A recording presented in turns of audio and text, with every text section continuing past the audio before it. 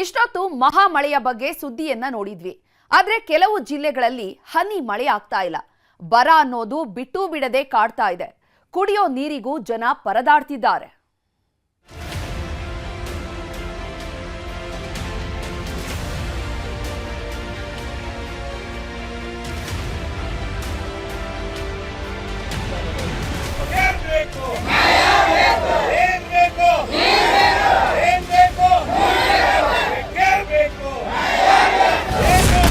ಅಲ್ಲಲ್ಲಿ ಹುಚ್ಚೆದ್ದು ಹರಿತಿವೆ ಹೊಳೆ.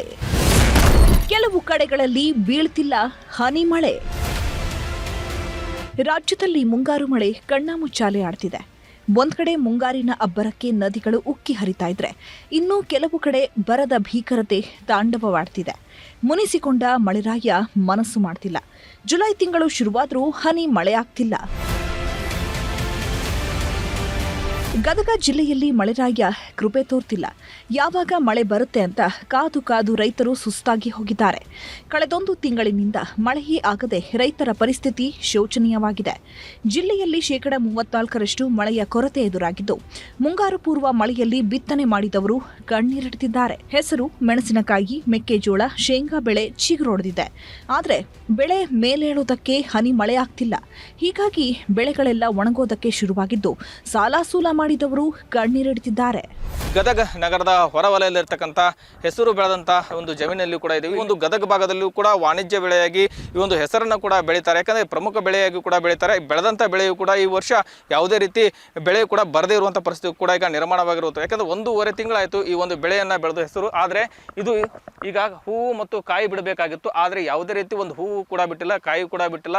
ಈ ರೀತಿಯಾದಂತಹ ಪರಿಸ್ಥಿತಿ ಕೂಡ ಈಗ ರೈತರಿಗೆ ಬಂದು ಒದಗಿರುವಂಥದ್ದು. ಯಾದಗಿರಿ ಜಿಲ್ಲೆಯಲ್ಲಿ ಮಳೆ ಅನ್ನೋದೇ ಮಾಯವಾಗಿದೆ. ಶಹಾಪುರ ತಾಲೂಕಿನ ಚಟ್ನಳ್ಳಿ ಗ್ರಾಮದಲ್ಲಿ ಮುಂಗಾರು ಸಂಪೂರ್ಣ ಕೈಕೊಟ್ಟಿದೆ. ಹೀಗಾಗಿ ರೈತರು ಸಾವಿನ ಹಾದಿ ಹಿಡಿತಿದ್ದಾರೆ. ಮಲ್ಲಿಕಾರ್ಜುನ್ ಅನ್ನೋರು 8 ಎಕರೆ ಭೂಮಿಯನ್ನ ಲೀಸ್ಗೆ ಪಡೆದು ಹತ್ತಿ ಬಿತ್ತನೆ ಮಾಡಿದ್ರು. ಬೆಳೆ ಕೂಡ ಚೆನ್ನಾಗಿ ಬೆಳೆಯೋ ಸೂಚನೆ ಸಿಕ್ಕಿದೆ. ಆದರೆ ಮಳೆಯಾಗ್ತಿಲ್ಲ. ಹೀಗಾಗಿ ಚಿಗುರೊಡೆಯೋದಕ್ಕೂ ಮೊದಲೇ ಹತ್ತಿ ಒಣಗೋದಕ್ಕೆ ಶುರುವಾಗಿದ್ದು, ಕ್ರಿಮಿನಾಶಕ ಸೇವಿಸಿ ಆತ್ಮಹತ್ಯೆಗೆ ಯತ್ನಿಸಿದ್ದಾರೆ.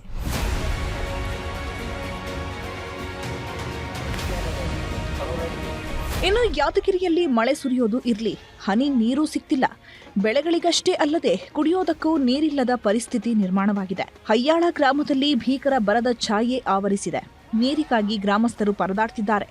ಜಲಜೀವನ್ ಮಿಷನ್ ಕಾಮಗಾರಿ ಹಳ್ಳ ಹಿಡಿದಿದ್ದು, ಶುದ್ಧ ಕುಡಿಯುವ ನೀರಿನ ಘಟಕಗಳೆಲ್ಲ ಬಂದ್ ಆಗಿವೆ. ಸ್ವಾತಂತ್ರ್ಯ ಸಿಕ್ಕಿ 78 ವರ್ಷ ಆದ್ರೂ ಕೂಡ ಇಲ್ಲಿ ಸಾರ್ವಜನಿಕರಿಗೆ ಏನಾದ್ರು ಶುದ್ಧ ಕುಡಿಯೋ ನೀರು ಇರದೆ 13 ಲಕ್ಷ ಖರ್ಚಾದ್ರೂ ಆರೋ ಪ್ಲಾಂಟ್ ಹಳ್ಳ ಹಿಡ್ದೋಗ್ಯದ. ಇಲ್ಲಿ ಚರಂಡಿ ಸ್ವಚ್ಛತೆ ಇಲ್ಲ, ಕುಡಿಯ ನೀರಿಲ್ಲ. ಇಂಥ ಬೃಹತ್ ಆಗ ಟ್ಯಾಂಕರ್ ನಾನು ನೋಡಿನಿ, ಬೇರೆ ಹಳ್ಳಿಯಾಗ ಇಂಥ ದೊಡ್ಡದು ಎಲ್ಲಿಲ್ಲ. ಅಂಥ ದೊಡ್ಡದು ಕಟ್ಟಿದ್ರೆ ಇಲ್ಲಿ ನೀರು ಸರಬರಾಜು ಇಲ್ಲ ಅಂದ್ರೆ ಇವರು ಬಡವರು, ಕಡು ಬಡವರು, ಕೃಷಿ ಕೂಲಿ ಕಾರ್ಮಿಕರು ದಿನನಿತ್ಯ ಕೂಲಿ ಮಾಡಬೇಕು, ಹೊಲಕ್ಕೆ ಹೋಗ್ಬೇಕು, ಉಂಡ್ರೆ ಹೊಟ್ಟೆ ತುಂಬುತ್ತೆ. ಇಲ್ಲಂದ್ರಲ್ಲ ಮತ್ತೆ ಇದು ಕೆಲಸ ಯಾರು ಮಾಡ್ಬೇಕು? ಗ್ರಾಮ ಪಂಚಾಯತ್ ಪಿಡಿಒ ಕತ್ತೆ ಕೈತಾರ. ನೀರು ನಮ್ ಕುಡಿಯೋ ನೀರು ಬೇಕ್ರಿ. ಮಕ್ಕಳು ತಗೊಂಡ್ ಎಲ್ಲಿಗೆ ಹೋಗ್ಬೇಕು? ಎಲ್ಲಿಗೆಲ್ಲ ಕೆಲಸದಾಗ ನಾವು ರೈತರು ನಾವು ಅಡಿಗೆ ಮನೆಗೆ ಯಾವಾಗ ಹೋಗ್ಬೇಕು? ಮನೆ ಮಕ್ಕಳು ಸಾಲಿಗೆ ಕಳಿಸ್ಬೇಕು. ಓಡಿ ಆದ್ರ ನೀರ್ ಬಿಡಂಗಿಲ್ಲ. ಕೊಡ ತಗೊಂಡವ್ರು ಹೋಗಿ ಮುಂದಕ್ಕೆ ಮಾಡಕ್ಕಂತಾರ ಅವರು. ನೀರು ಟಾಕಿ ನಮ್ಗೆ ಬರೋಳ್ರಿ. ನೀರು ಮಾಡಿದಾರ ತೋರ್ಸಾರ ಹೋಗ ರಾಟಿ ದೊಡ್ಡ ಟಾಕಿ ಮಾಡಿಸಿ ರೋಡಿಗೆ ಅದು ನೋಡ್ಬೇಕಾದ್ರೆ ಬರೋ ಹೋಗೋರು ಕಾರ್ನ್ಯಾಗ ಅಂತರ್ಗಡೆಗೆ ಬರೋರು. ನಮ್ಮ ರೈತರು ನೀರಿಲ್ಲ. 2 ತಿಂಗಳು ಬಂದ ನೀರು. ರಾಯಚೂರಲ್ಲಿ ಒಂದ್ ಕಡೆ ಮಳೆ ಆಗ್ತಿಲ್ಲ ಅನ್ನೋ ಚಿಂತೆ, ಮತ್ತೊಂದ್ ಕಡೆ ಮೊಸಳೆಗಳ ಕಾಟ. ಕೃಷ್ಣಾ ನದಿ ಒಡಲು ಒಣಗಿ ಹೋಗ್ತಿರೋದ್ರಿಂದ ಮೊಸಳೆಗಳು ಊರಿಗೆ ನುಗ್ಗೋದಕ್ಕೆ ಶುರುವಾಗಿವೆ. ಡಿರಾಂಪುರ, ಬುರ್ದಿಪಾಡ, ಕುರುಬಾಪುರ, ಕುರ್ದ ಆತ್ಕೂರುಗಳಲ್ಲಿ ಮೊಸಳೆ ಕಾಟ ಶುರುವಾಗಿದೆ. ಹೀಗಾಗಿ ಅಲ್ಲಲ್ಲಿ ಎಚ್ಚರಿಕೆ ಫಲಕಗಳನ್ನು ಹಾಕಲಾಗಿದೆ.